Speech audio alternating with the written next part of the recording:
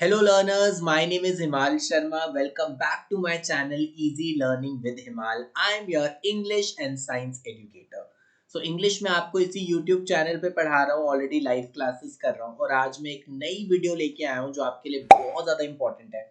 और अगर आपको मुझसे साइंस पढ़नी है, फिजिक्स, केमिस्ट्री और बायोलॉजी, तो आप मेरी अनअकैडमी की प्रोफाइल चेकआउट कर सकते हैं। लिंक डिस्क्रिप्शन बॉक्स में है, वहां पर आप मेरी साइंस की क्लासेस अटेंड कर सकते हैं। मेरी फ्री क्लासेस भी होती है, फ्री डेमो क्लासेस, तो आप उन क्लासेस में जरूर आए। लिंक आपको डिस्क्रिप्शन बॉक्स में मिल जाएगा। और उसके अलावा अगर आपको नोट्स चाहिए, डाउट्स पूछना है और आप मेरे साथ कनेक्टेड रहना चाहते हो तो आप मेरे सोशल मीडिया पे ज्वाइन हो जाएं।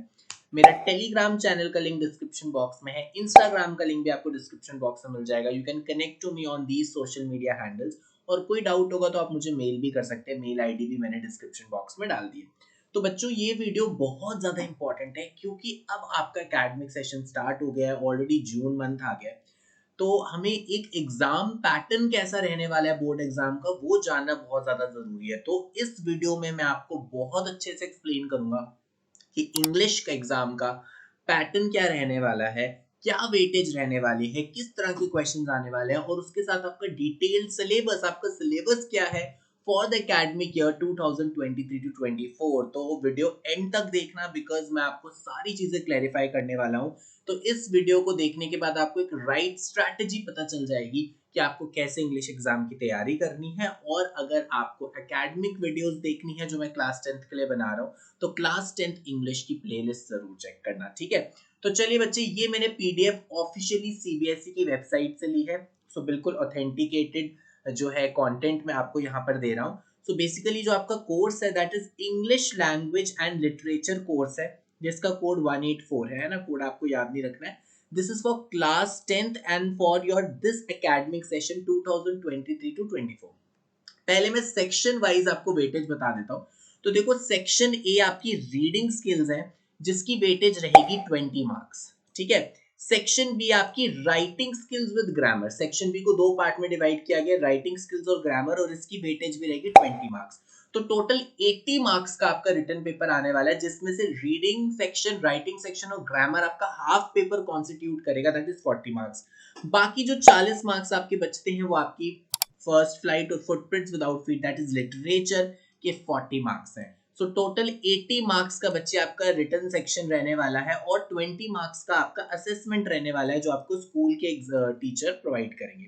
बट ये जो 80 मार्क्स हैं ये आपके हाथ में है जो आप बोर्ड एग्जाम लिख के आओगे, और ये 20 मार्क्स आपके स्कूल टीचर के हाथ में।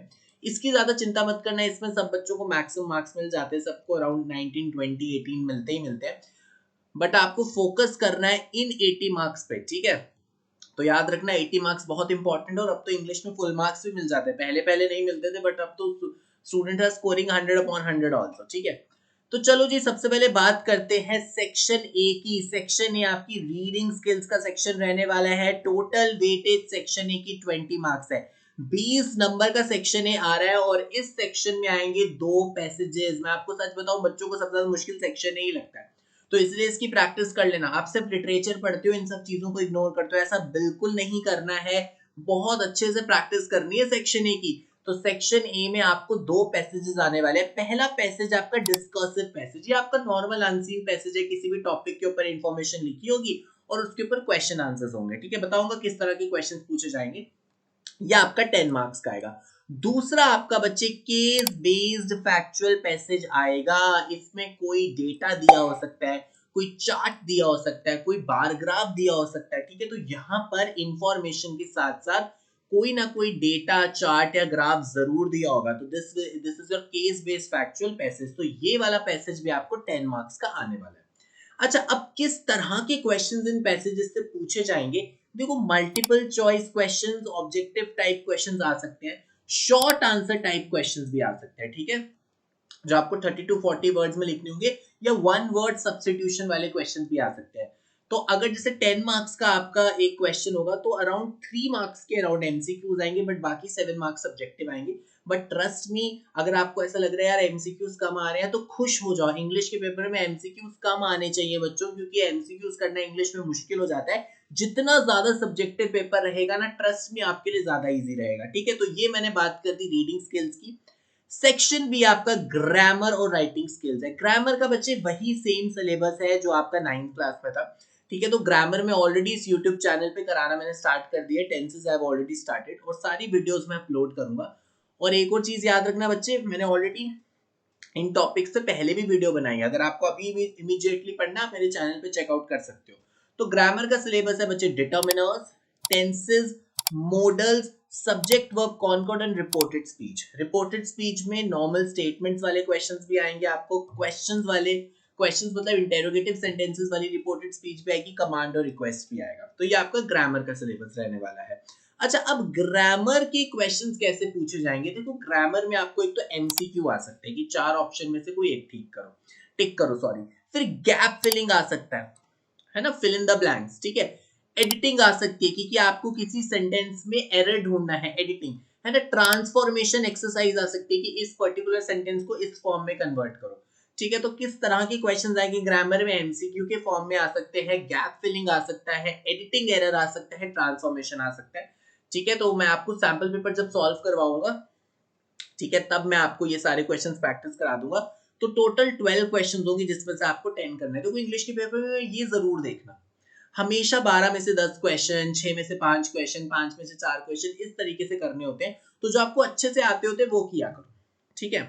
तो 10 मार्क्स की आपकी ग्रामर आ गई। 10 मार्क्स के बच्चे राइटिंग स्किल्स, 10 मार्क्स की क्या आएगी? Writing skills. अब राइटिंग स्किल्स में क्या आएगा? एक तो आपका फॉर्मल लेटर आ गया, ठीक है, 5 मार्क्स का। और 5 मार्क्स का आ गया आपका एनालिटिकल पैराग्राफ। तो मैं आपको पहले ही बता दूं, लेटर के भी 2 क्वेश्चंस आएंगे, दोनों में से आपको कोई एक करना है। एनालिटिकल पैराग्राफ के भी 2 क्वेश्चंस आएंगे, दोनों में से आपको कोई एक करना है। तो 5 मार्क्स के आपकी राइटिंग स्किल्स आएगा। अब फॉर्मल लेटर किसी भी तरीके का आ सकता है, ये बिजनेस लेटर हो सकता है, ये ऑफिशियल लेटर हो सकता है, ये कंप्लेन लेटर हो सकता है, ये इंक्वायरी लेटर हो सकता है, ये लेटर टू द एडिटर हो सकता है। सारी टॉपिक्स पे मैंने ऑलरेडी इस चैनल पे वीडियोस बनाई हैं, इस साल दोबारा से बनाऊंगा, बिल्कुल भी चिंता मत करना। बेल आइकन प्रेस करके रखना सो दैट जब भी मैं वीडियो लेके आऊं तो आपको पता चलता जाए। और उसी तरीके से बच्चे एनालिटिकल पैराग्राफ भी आएगा। इसमें कोई मैप हो सकता है, चार्ट हो सकता है, ग्राफ हो सकता है, कुछ क्यूज भी हो सकते हैं। सो राइटिंग स्किल्स के आपके 2 टॉपिक, एक फॉर्मल लेटर और एनालिटिकल पैराग्राफ। अब बात करते हैं आपका मेजर सेक्शन, जो सबसे ज्यादा वेटेज आपको देने वाला है, दैट इज सेक्शन सी, जो आपका लिटरेचर है।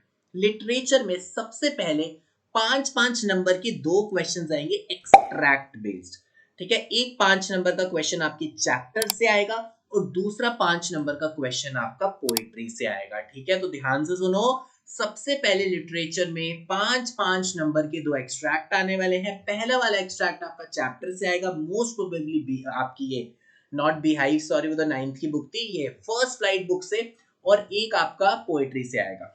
अच्छा, क्वेश्चंस कैसे आएंगे इससे? MCQs, objective type MCQs and very short answer type, जिसपे 1 वर्ड या 1 सेंटेंस लिखना है, या शॉर्ट आंसर टाइप जो 30 to 40 वर्ड्स में लिखना है। तो याद रखना, एक्सट्रैक्ट से क्वेश्चंस कैसे आएंगे, या तो एमसीक्यू के फॉर्म में आएंगे, या जिसमें आपको 1 वर्ड सब्स्टिट्यूट करना होगा, या शॉर्ट आंसर टाइप क्वेश्चन आएगा। तो मिक्सचर रहने वाला है। इंग्लिश के जो पेपर का पैटर्न है बहुत ही कमाल का बनाया गया है ना, इतना भी चीजें सिंपल नहीं है। तो अभी से इंग्लिश पे थोड़ा सा ध्यान देना।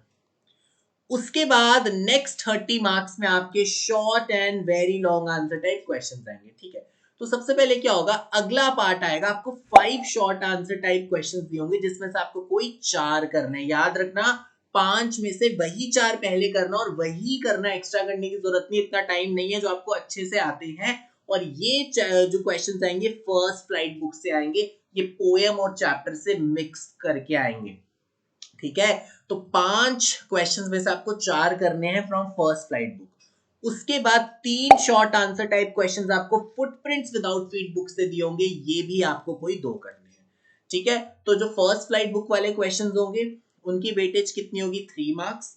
और सिमिलरली जो फुटप्रिंट्स विदाउट फीट वाले क्वेश्चंस होंगे उसकी भी वेटेज कितनी होगी? 3 मार्क्स। ओवरऑल फर्स्ट फ्लाइट की वेटेज ज्यादा रहने वाली है, footprints without feet obviously supplementary book की वेटेज कम रहती है। उसके बाद वेरी इंपॉर्टेंट, यहां पे नंबर कटते हैं, याद रखना, लॉन्ग आंसर टाइप बहुत अच्छे से प्रिपेयर करना है ना।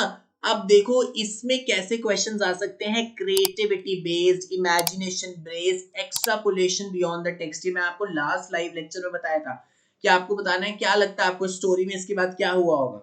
स्टोरी तो एंड हो गई बुक में, बट आगे की स्टोरी आपको क्या लगता है। किसी कैरेक्टर स्केच आ सकता है ना, पर्सनल रिस्पॉन्स क्वेश्चन आ सकता है, आपका पॉइंट ऑफ व्यू पूछा जा सकता है, और चैप्टर की थीम से रिलेटेड क्वेश्चन आ सकता है। तो चैप्टर को इन डेप्थ पढ़ना बहुत जरूरी है, लाइन बाय लाइन पढ़ना बहुत जरूरी है, डिटेल में पढ़ना बहुत जरूरी है, अगर आप ये लॉन्ग आंसर टाइप क्वेश्चन को क्रैक करना चाहते हो। तो एक 6 नंबर का क्वेश्चन आपका फर्स्ट राइट बुक से आएगा, और एक 6 नंबर का क्वेश्चन आपको फुटप्रिंट्स विदाउट फीट से आएगा। तो ये रहा आपका पूरा एग्जाम पैटर्न। अब मैं आपको सिलेबस बता देता हूँ। फर्स्ट फ्लाइट बुक से कौन कौन से चैप्टर्स आने वाले हैं। A letter to God, Nelson Mandela, two stories about flying, from the diary of Anne Frank, glimpses of India, Mijbil the otter, madam rides the bus, the sermon at Banaras, the proposal. ठीक है, खूब सारे chapters आ रहे हैं। Poems कौन कौन सी आएंगी। Dust of snow, fire and ice, a tiger in the zoo, how to tell wild animals, the ball poem, Amanda, the trees, fog, the tale of Custard dragon for Anne Gregory. ठीक है, खूब सारा syllabus है, English को पढ़ लो अच्छे से। Footprints without feet से a triumph of surgery, the thief story, the midnight visitor, a question of trust, footprints without feet, a chapter itself, the making of a scientist, the necklace, Bholi, the books that save the earth. तो बच्चे overall ये रहा आपका syllabus. Exam pattern भी मैंने आपको बता दिया, कुछ टिप्स एंड ट्रिक्स भी दे दी, और सिलेबस भी बता दिया। अब तैयारी करना शुरू कर दो। मैंने ऑलरेडी लिटरेचर पढ़ाना शुरू कर दिया है, ग्रामर की वीडियोस आना शुरू कर दी, तो साथ साथ मेरी वीडियोस देखते जाओ। सारे पीडीएफ जो है मैं टेलीग्राम पे डालता रहता हूँ। सो that was all about today session. अगर आपको ये वीडियो अच्छी लगी तो बच्चों इसको लाइक जरूर करना, और अगर अभी तक आपने इस चैनल को सब्सक्राइब नहीं किया है तो इस चैनल को सब्सक्राइब करिए, बेल आइकन प्रेस करिए, जिससे कि जब भी मैं कोई नई वीडियो लेके आऊं तो आप तक सबसे पहले पहुंचे। और अगर आप मेरे साथ मेरे सोशल मीडिया पे कनेक्ट होना चाहते हैं तो join my Telegram channel, join my Instagram page, and you can mail your doubts on my email ID as well. और उसके अलावा अगर आपको इंग्लिश के साथ साथ साइंस भी पढ़ना है तो मेरी अनअकैडमी की फ्री क्लासेस जरूर चेकआउट करिए, वहां पे भी बहुत ही मजेदार क्लासेस होती हैं। लिंक सारे आपको डिस्क्रिप्शन बॉक्स में मिलेंगे। क्लास 10th इंग्लिश प्लेलिस्ट का भी लिंक आपको डिस्क्रिप्शन बॉक्स में मिलेगा। So that was all about today's session. Bye bye everyone, thank you, have a very nice day and all the best.